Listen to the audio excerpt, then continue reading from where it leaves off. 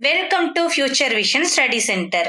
இந்த பகுதியில் நம்ம என்ன பார்க்க போறோம் அப்படின்னா, யூஜி டெட் நியமன தேர்வுல யூனிட் 4ல பழமொழி 400 பாகம் 1 தான் நம்ம இன்னைக்கு பார்க்க போறோம்.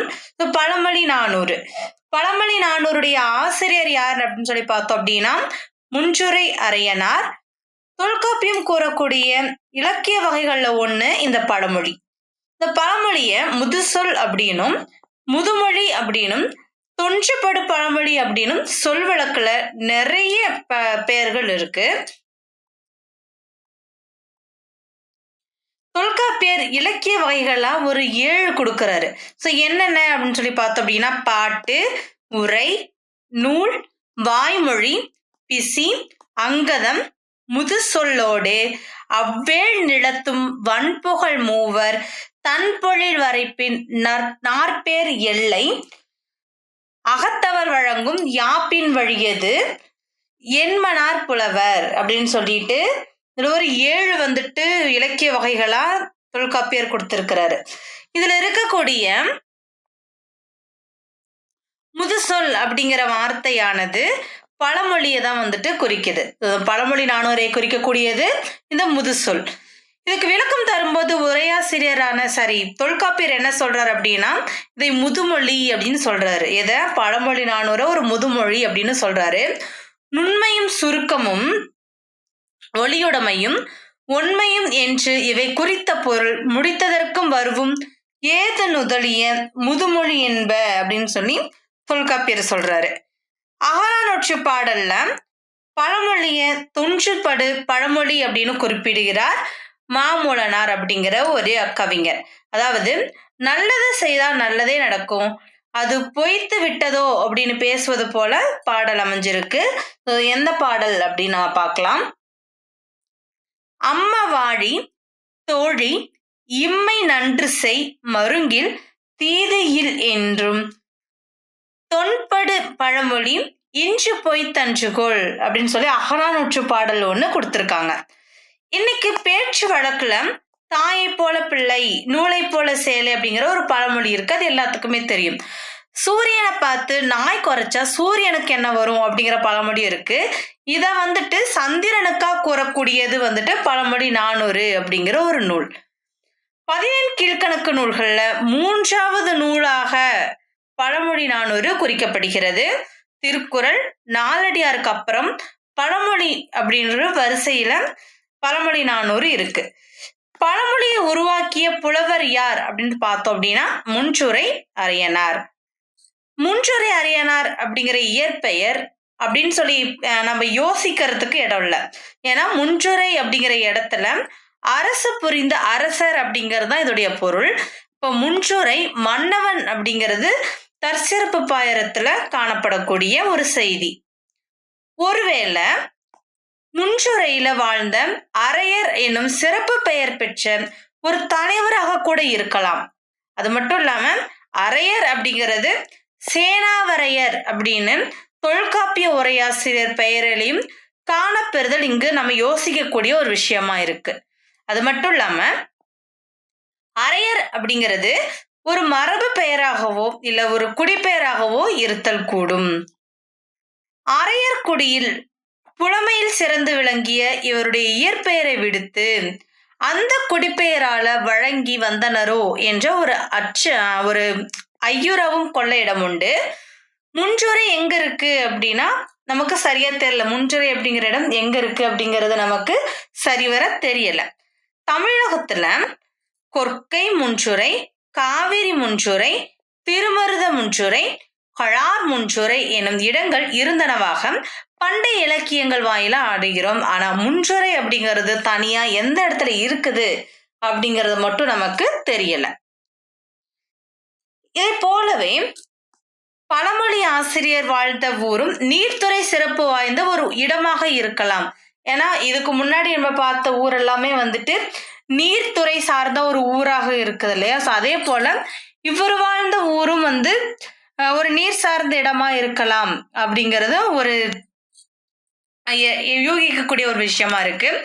அடைமொழி இல்லாம முஞ்சுரை என இந்த ஊர் வழங்க பெறுதலினால் இது அந்த காலத்துல மிக்க பெருஞ்சிறப்புடன் விளங்கியிருக்க வேண்டும் இவர் சமண சமயத்தினர் அப்படிங்கிறது தற்சிறப்பு பாயிரத்தால நம்ம தெரிஞ்சுக்க முடியுது.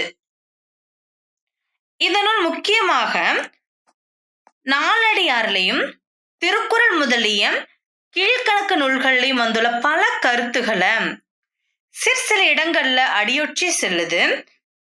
துங்கியையில் எறிந்த சோழன், கரிகாலன், பாரி, பேகன் முதலியோர் பற்றிய முற்கால நிகழ்ச்சிகளை எடுத்தாளுதலோட மட்டும் இல்லாம பொற்கை பாண்டியன், மனுநீதி சோழன் முதலியோரை பற்றிய பிற்கால வரலாறுகளையும் பழமொழி ஆசிரியர் இந்த நூல்ல சொல்லியிருக்காரு.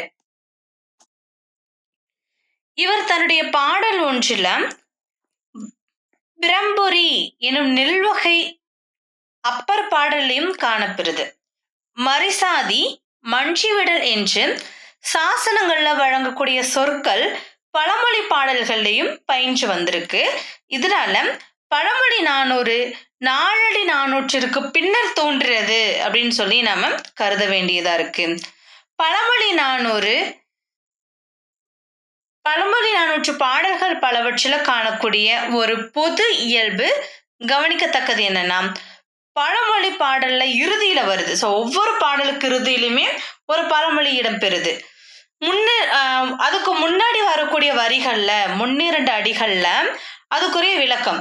முதல்ல வந்துட்டு அந்த பழமொழிக்குரிய விளக்கம் கொடுத்துட்டு அதுக்கப்புறமா அந்த விளக்கத்திற்குரிய ஒரு பழமொழி பயின்று வரக்கூடியது பழமொழி 400 என்ற நூலுக்குரிய சிறப்பா இருக்கு. 3ஆம் அடியில பெரும்பாலும் ஆடுவு முன்னிலை, மகடுவு முன்னிலை தொடர்கள்ல ஒண்ணு இடம்பெறுது. ஆசிரியர் எடுத்து கூறும் முறையில் பழமொழியின் பொருளும் பாடலின் அவர் சுட்டும் அறநெறியும் நமக்கு புலனாகிறது.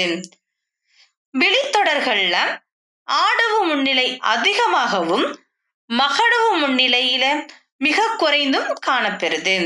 ஆசிரியர் தம் அவ்வப்போது ஆய்ந்து உணர்ந்த பொருள்களை பழமொழியோடு பொருத்தி பாடி வந்திருக்க வேண்டும். இதனாலேதான் இந்நூற்பாடல்கள் எல்லாம் தனித்தனியே பொருள் முடிந்து நிற்கும் முத்தக சேட்களாய் அமைந்து கருத்தை வெளியிடுகின்றன. இல்லைன்னா ஒன்றுக்கொன்று பொருள் தொடர்புடையதா அமையல போலும் அப்படின்னு சொல்றாங்க.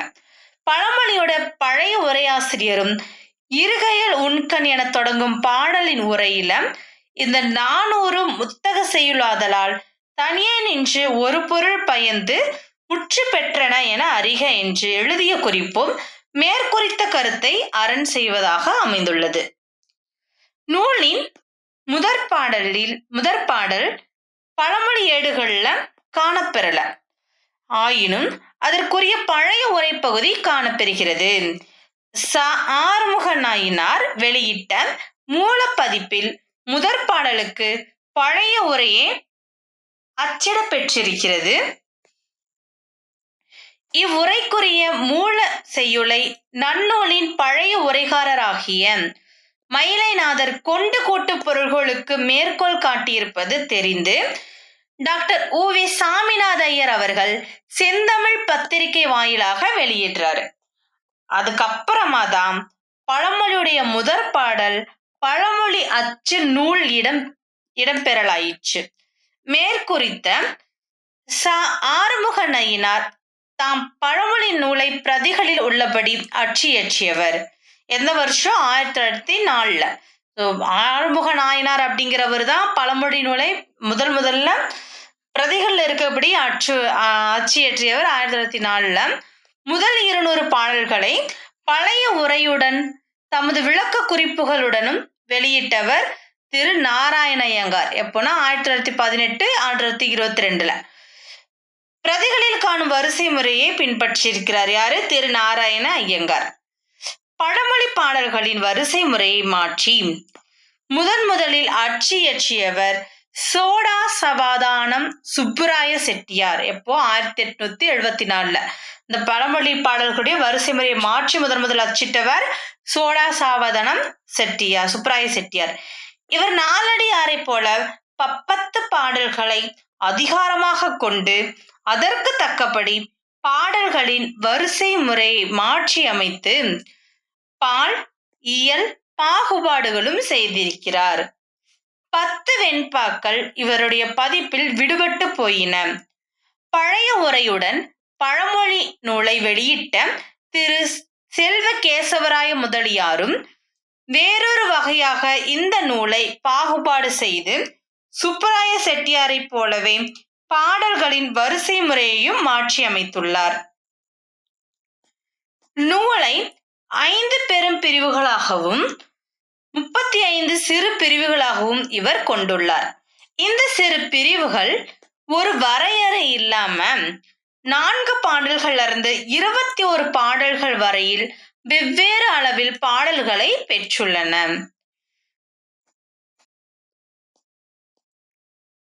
முதலியார் அவர்கள் தமது பதிப்புரையில் ஒரு இனமான பொருள்களை ஒருவழி வைத்து வகைப்படுத்திவிட்டார்.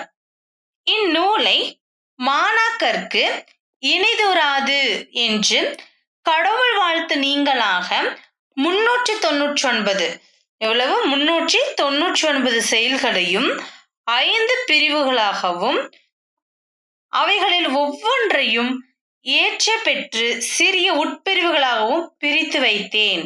இங்கனம் பிரிப்பதில் எல்லோரும் ஒருமனப்படார் என்பது உரைக்க வேண்டாம் என்று குறித்துள்ளார். இவர் கடவுள் வணக்கமாக குறிப்பிடும் செய்யுள் நூலின் முதற் செய்யுளாக பிரதிகளில் தெரிய வருகிறதே என்று கடவுள் வணக்கம் என்று சுவடிகளில் குறிக்கப்பெறவில்லை. எதுகை மோனைகளுக்கு நூலகத்து பயின்று வரும் பழமொழிகளில் பல மாறுதல்கள் பெற்றிருக்கின்றன. சிற்சில பழமொழிகள் இக்கால வழக்கில் இல்லை. ஒரு சில பாடல்களில் அமைந்துள்ள பழமொழிகளின் வடிவம் விளங்கவில்லை. 2 பாடல்கள் பழமொழியை பெற்றுள்ளனவோ என்று ஐயும்படியாகவும் உள்ளன. புறத்திரட்டு என்னும் தொகை நூலை திரட்டியவர் இந்நூலின் பொருட்சிறப்பு கருதி பாடல்களை தம் நூலுள் தாம் வகுத்து கொண்ட பொருளுக்கு ஏய்ப ஆங்காங்கே கோத்திருக்கின்றனர். இவர் காட்டிய செய்யுட்களில் 3 நூற்பிரதிகளில் காணப்பெறுவதில்லை. இவற்றில் ஒன்றின் அமைப்பு சிறுபஞ்ச மூல செய்யுட்களை ஒத்துள்ளமையால் இது சிறுபஞ்ச மூல செய்யுளாக இருத்தல் கூடும் என்று புறத்திரட்டு நூலின் பதிப்பாசிரியர் குறிப்பில் எழுதியுள்ளார். இந்த 3 பாடல்களையும் மிகை பாடல்கள் என்னும் தலைப்பில் கீழ் நூல் இறுதியில் உள்ள ஒரு செய்யுளையும் சேர்த்துள்ளோம். அடுத்து தற்சிறப்பு பாயிரமாக அமைத்துள்ளோம். தமிழ்நாட்டின் வரலாறுகள் பல இப்பழமொழி நூலின் வழியாக தெரிய வருகின்றன. கரிகார் சோழன் என்பவன் சிறு வயதிலேயே அரசனாக வந்தவன். அவன் காலத்துல ஒரு வழக்கு வந்தது. என்ன வழக்கு அப்படின்னா, 2 பெண்கள் ஒரு பையனை என்னுடைய பையன்தான் அப்படின்னு சொல்லி கரிகால் சோழன் கிட்ட ஒரு வழக்கு தொடுக்கிறாங்க. காரணம் என்ன அப்படின்னா, அந்த பையனுக்கு இருந்த சொத்து தான். அந்த சொத்தின் காரணமா அந்த பையனை 2 தாயாரும் இது என்னுடைய மகன் தான் அப்படின்னு சொல்லி ஒரு வழக்கு தொடுக்கிறாங்க. அந்த சொத்தை வந்துட்டு பெறணும் அப்படிங்கறது அவங்களுடைய நோக்கம். அரசன் வந்துட்டு சிறுவனா இருந்ததுனால இந்த வழக்கு வந்துட்டு அவன் எப்படி தீர்த்து வைப்பான் அப்படின்னு சொல்லி அந்த 2 பெண்களுமே வந்துட்டு யோசிக்கிறாங்க. அதுக்கப்புறமா இவன் இளைஞனாக இருக்கிறானே அப்படின்னு அவங்க வந்துட்டு கருதுறாங்க. அவர் என்ன பண்றாரு அப்படின்னா, கரிகால சோழன் முதிய கோலத்துல தன்னை அமைச்சுக்கிட்டு அந்த வழக்கு தீர்த்து வைக்கிறதுக்காக வர்றாரு. அந்த குழந்தைய 2 கூறா பிரிச்சு 2 பேரும் எடுத்துக்கோங்க அப்படின்னு சொல்லிட்டு தீர்ப்பு சொல்றாரு. அந்த பொய் வழக்கு போட்ட அந்த பெண் என்ன பண்றாங்க, ஓகே நான் வந்துட்டு இந்த கருத்தை ஏத்துக்கிறேன், நான் வந்துட்டு 2 துண்டா பிரிச்சு எடுத்துட்டு போறதுக்கு எனக்கு சம்மதம் அப்படின்னு சொல்லி சொல்றாங்க. ஆனா உண்மையான தாய் வந்துட்டு என்ன பண்ணுவாங்க, தன்னுடைய குழந்தை வெட்டப்படுவதை வந்துட்டு ஏற்றுக்கொள்வாங்களா, கொள்ள மாட்டாங்க. சோ அவங்க என்ன பண்றாங்கன்னா, பையன் எங்க இருந்தாலும் சரி உயிரோடு இருக்கணும் அப்படின்னு சொல்லி அந்த குழந்தை பெறாத தாயிடமே வந்துட்டு என் குழந்தைய கொடுத்துருங்க அப்படிங்கறத சொல்றா. இதுல இருந்து உண்மை தெரிஞ்சுக்கிட்ட சிறுவனாகிய அந்த கரிகால சோழன் என்ன பண்றாருன்னா, பெற்ற தாய் உண்மையான தாய் உணர்ந்து அவகிட்ட இந்த பையனை வந்துட்டு கொடுக்க சொன்னதா பழங்கால ஒரு கதை ஒண்ணு இருக்கு. இந்த கதையை பழமொழியில ஒரு பாடல் கொடுக்குது. குலவித்தை கல்லாமல் வரும் என்பதுதான் இந்த பழமொழி. அதாவது குலவித்தை அப்படின்னா நம்ம குலம், நம்ம பரம்பரையா வரக்கூடிய ஒரு செயல் வந்துட்டு இப்ப எனக்கு முன்னாடி என்னுடைய தகப்பனா இருக்கிறார் அப்படின்னா அவருடைய குணாதிசயங்கம் ஏதாவது ஒரு விஷயம் வந்துட்டு நான் அதை கத்துக்கணும் படிக்கணும்னே தேவையில்ல, அது அப்படியே எனக்கு வந்துடும். அதுதான் குலவித்தை கல்லாமல் வரும். அதை அந்த பாடல் தருகிறது. என்ன பாடல் அப்படின்னா, உரை முடிவு காணான் இளமையோன் என்ற நரைமுது மக்கள் உவப்ப நரைமுடித்த சொல்லால் முறை செய்தான் சோழன் குலவிச்சை கல்லாமல் பாகம் படும். இதுதான் அதுடைய பாடல். அதாவது அந்த கதையை சொல்லக்கூடிய பாடல். பழமொழி நமக்கு எங்க கொடுத்திருக்காங்க? இறுதியில கொடுத்திருக்காங்க. குலவிச்சை கல்லாமல் பாகம் படும். அடுத்து பாருங்க, கடையேழு வள்ளல்கள்ல பாரியும் பேகனும் 2 பேரு. 7 வள்ளல்கள்ல 2 பேர் வந்துட்டு கொடுத்திருக்காங்க, பாரி பேகன். இந்த பாரி அப்படிங்கிறவர் என்ன பண்றாரு அப்படின்னா, அவருடைய தேர்ல முல்லை கொடி வந்துட்டு படர் இருந்தது. மழை காலத்துல நிறைய முல்லை செடி இருக்கு இல்லையா, அந்த கொடி எல்லாமே பரவி இருந்தது. ஸோ அதை வந்துட்டு அதை களைச்சி அதை உடைச்சி அதை பிச்சை எடுக்க வேண்டாம் அப்படிங்கிறதுக்காக அந்த முல்லை கொடிக்கு அந்த அந்த தேரையே வந்துட்டு விட்டுட்டு வந்தவன் அப்படிங்கிற ஒரு கதையும் உண்டு. அது அவனுடைய அறியாமை அப்படின்னு சொல்லுவாங்க. இதே பேகன் என்ன பண்றாரு அப்படின்னா, மயில்கள் என்னாகும், குளிர்காலத்துல அது நடுங்கி ஆடும். அது வந்துட்டு இயல்பாக ஆடும். இது வந்துட்டு குளிர்ல மயில் ஆடுதோ அப்படின்னு எண்ணிய பேகன் என்ன பண்றாரு அப்படின்னா, போர்வை, அவன் போர்த்தி இருந்த போர்வை கொடுக்கிறான். அதான் மயிலுக்கு போர்வை கொடுத்தவன் பேகன், முல்லைக்கு தேர் கொடுத்தவன் பாரி அப்படின்னு சொல்லுவாங்க. இதையும் வந்துட்டு அறியாமை என்றே சொல்லுவாங்க. இந்த அறியாமையில் கொடுத்த கொடையும் அவங்களுக்கு பெருமையை தான் தந்தது அப்படிங்கிறத ஒரு பழமொழி பாடல் சொல்லுது.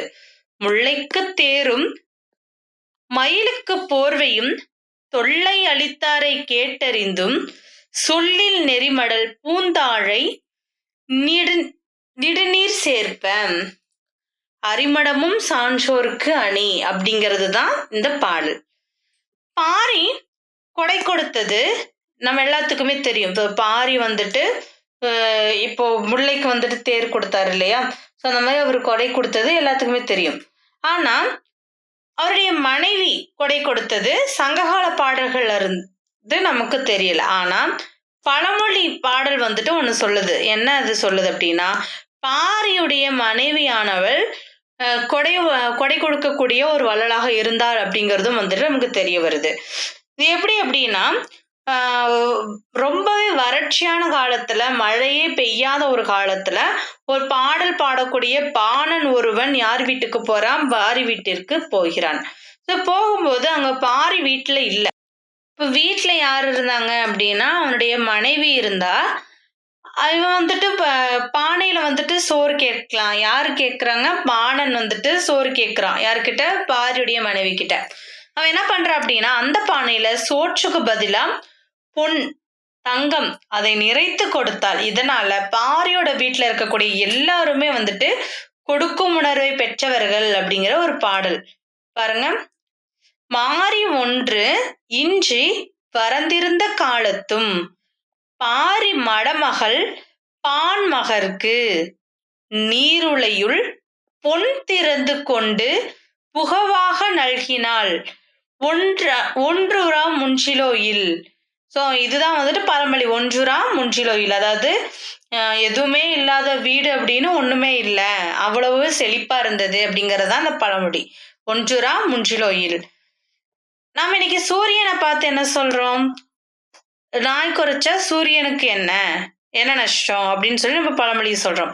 அதாவது கீழ் மக்கள் பெரியவர்களை பார்த்து தாழ்ந்த நிலையில பேசினாங்கன்னா பெரியவங்களுக்கு எந்த ஒரு நஷ்டமுமே ஏற்படுறது இல்லை. இந்த சொல் வழக்கு சந்திரனை பார்த்து நாய் குறைப்பது போல என்று பழமொழி காலத்துல இருந்துள்ளது போல் தெரிகிறது. பெரியவர்கள் எப்படி இருப்பாங்க? எளிமையா இருப்பாங்க. அந்த எளிமையை தாழ்வாக எடுத்துக்கிட்டு அவங்க கிட்ட சிறியவர்கள் தாழ்வாக பேசுவாங்க. அது பெரியவர்களை பாதிக்கிறது கிடையாது. இதை ஒரு பழமொழி பாடல் தருது. நெறியால் உணராது நீர்மையுமின்றி சிறியார் எளியாரால் என்று பெரியாரை தங்கள் நேர்வைத்து தகவு அல்ல கூறுதல் திங்களை நாய் குறைத்து அற்று அப்படிங்கிற பாடல். நாய்வாலை நிமிர்த்த முடியாது அப்படிங்கிறது பழமொழி. அன்னையில இருந்து இன்னைக்கு வரையுமே இருக்கு. நாய்வாலை நிமிர்த்த முடியுமா? முடியாது. கற்பினால் தன்னை காத்து கொள்ளாத பெண்டிரை காவல் பிடிச்சு வைத்து நீ கற்புடையவரா இருக்கணும் அப்படிங்கிறது செய்யறதும் அது ஒரு இயலாத காரியம்.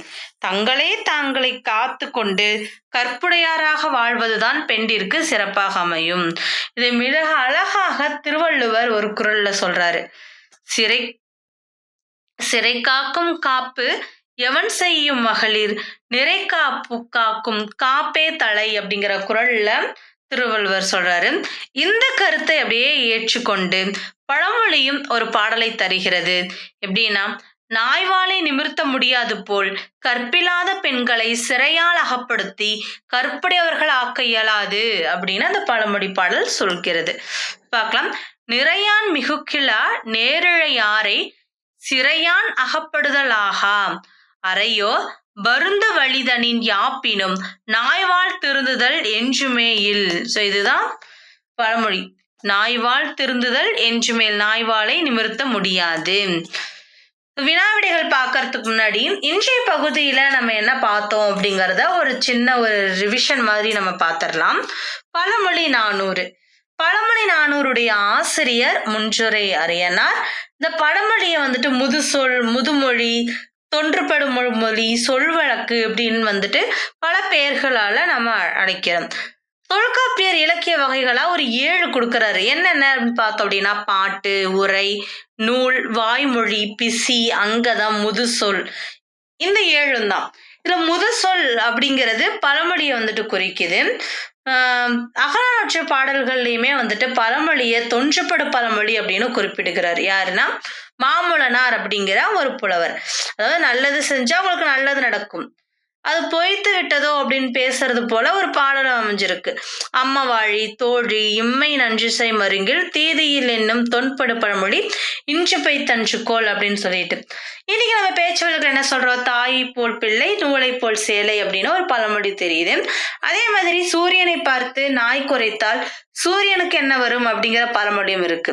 இதை பழமொழி 400 எப்படி சொல்லுது அப்படின்னா, சந்திரனுக்கு ஒப்பாக ஒரு பழமொழி 400 சொல்லுது. இந்த பழமொழி 400 அப்படிங்கிற நூல் 17 கீழ்கணக்கு நூல்கள்ல ஒண்ணு.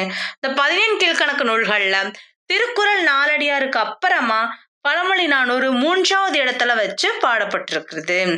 இந்த பழமொழி 400 ஆசிரியர் நம்ம முன்ன பார்த்தா முன்றுரை அரியனார். இந்த முன்றுரை அப்படிங்கிறது தனியா ஒரு ஊர் பெயரா இருக்கலாம் அப்படிங்கறத நம்ம பார்த்தோம். சோ இந்த ஊர் பெயர் வச்சு பார்க்கும்போது இந்த கொற்கை முன்றுரை, காவிரி முன்றுரை, திருவருத முன்றுரை அப்படின்னு பழங்காலத்துல இடங்கள் இருக்கு. ஸோ அதனால இவரும் ஒரு நீர் சார்ந்த ஒரு பகுதியை சேர்ந்தவராக இருக்கலாம் அப்படிங்கிறது ஒரு யூகம்.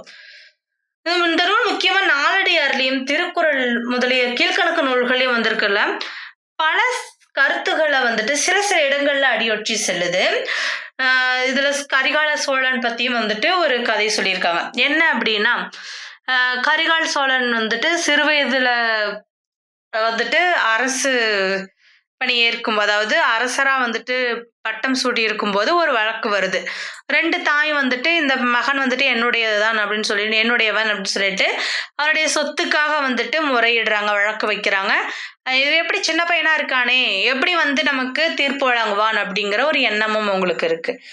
கரிகால சோழன் என்ன பண்றான், போயிட்டு முதியோர் வடிவத்துல மாறி வரான். வேடம் புரிந்து சரி 2 பேருமே பையனை 2ஆ பிரிச்சு எடுத்துட்டு போங்க அப்படின்னு தீர்ப்பு வழங்குறான். இது உண்மையான தாய் வேண்டாம், பையன் எங்க இருந்தாலும் பரவாயில்ல உயிரோட இருக்கட்டும் அப்படிங்கிற எண்ணத்துல இது பெறாத தாய்க்கே விட்டு கொடுக்குறா. ஆனா அந்த பெறாத தாய் என்ன பண்றா, ஓகே வெட்டுறதுக்கும் ஒத்துக்கிறா. ஸோ இதை யார் உண்மையான தாய் அப்படின்னு சொல்லி கண்டறிஞ்சு கரிகால சோழன் அந்த பையனை பெற்ற தாய்க்கே அளித்ததாகவும் ஒரு பழமொழி கூறுது. அது மட்டும் இல்லாம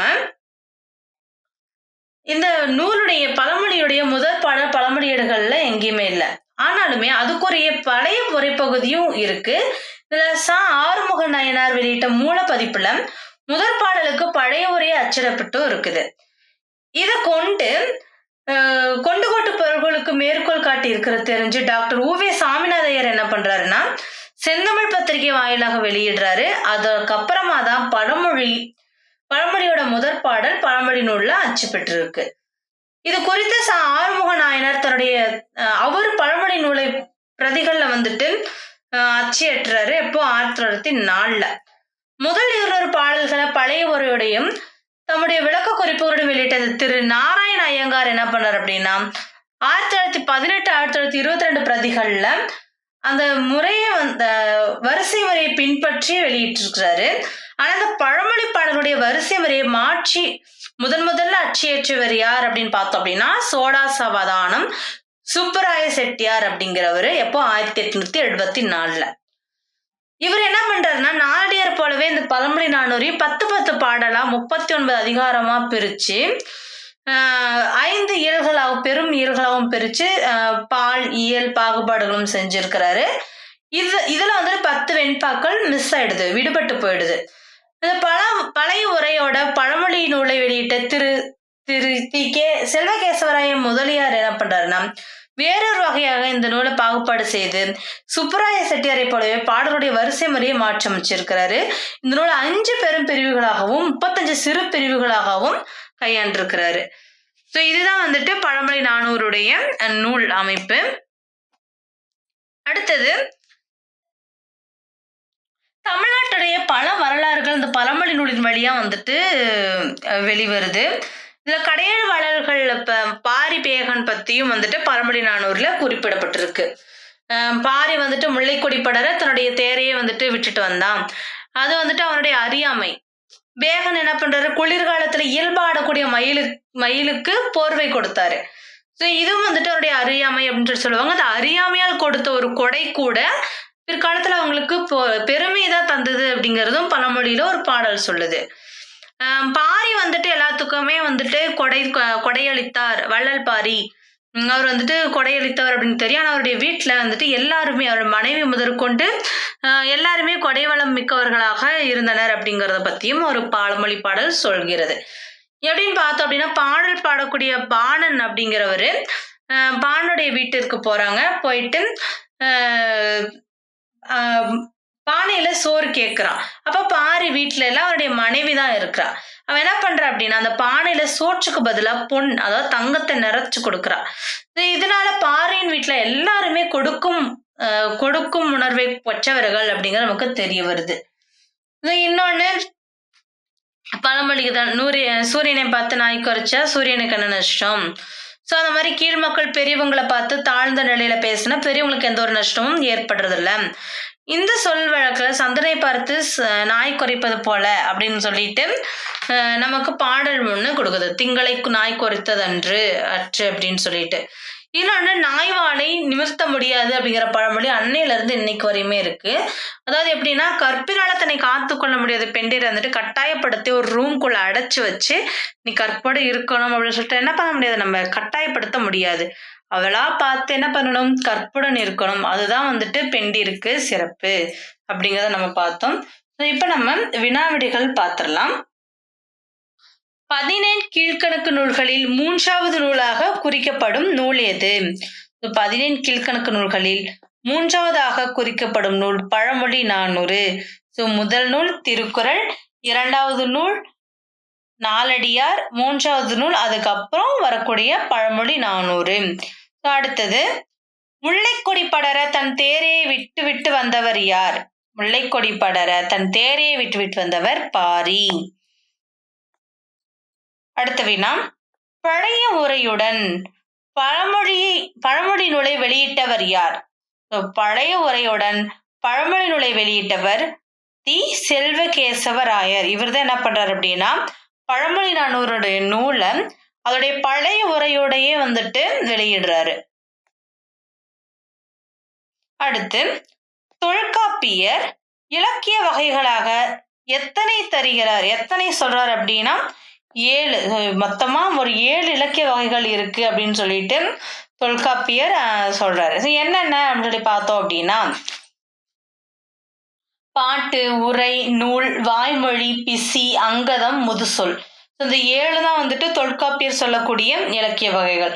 ஒரு பாடல் பார்த்திருப்போம். பாட்டு, உரை, நூலே, வாய்மொழி, பிசியே, அங்கத முதுசொல்லோடு அவ்வெள் நிலத்தும் வன்புகழ் மூவர் தன்பொழில் வரைப்பின் நாற்பேர் எல்லை அகத்தவர் வழங்கும் யாப்பின் வழியது என்பனார் புலவர். இதுதான் அந்த பாடல். அடுத்த வினா, பாட்டு, உரை, நூலே, வாய்மொழி, பிசியே, அங்கத முதுசொல்லோடு. இதில் பழமொழியை குறிப்பது எது அப்படின்னு பார்த்தோம் அப்படின்னா முதுசொல். இந்த முதுசொல் அப்படிங்கிறது வந்துட்டு பழமொழியை குறிக்கக்கூடியது. இந்த பாட்டு அப்படின்னா பாட்டு, பாடல், உரை அப்படின்னா உரை எழுத்து, நூல், வாய்மொழி, அதாவது நாட்டுப்புற பாடல், பிசி அப்படின்னா விடுகதை, அங்கதம், அடுத்து முதுசொல். நன்றி. அடுத்த பதிவுல பழமொழி 400 2ஆம் பாகம் பார்க்கலாம். Future Vision Study Center, 2nd floor, AVK Maruti Plaza, opposite Hotel Lakshmi Prakash, SKS Hospital Road, New Bus Stand, Salem 4. For contact 9042030163 and web address www.futurevision.ias.com.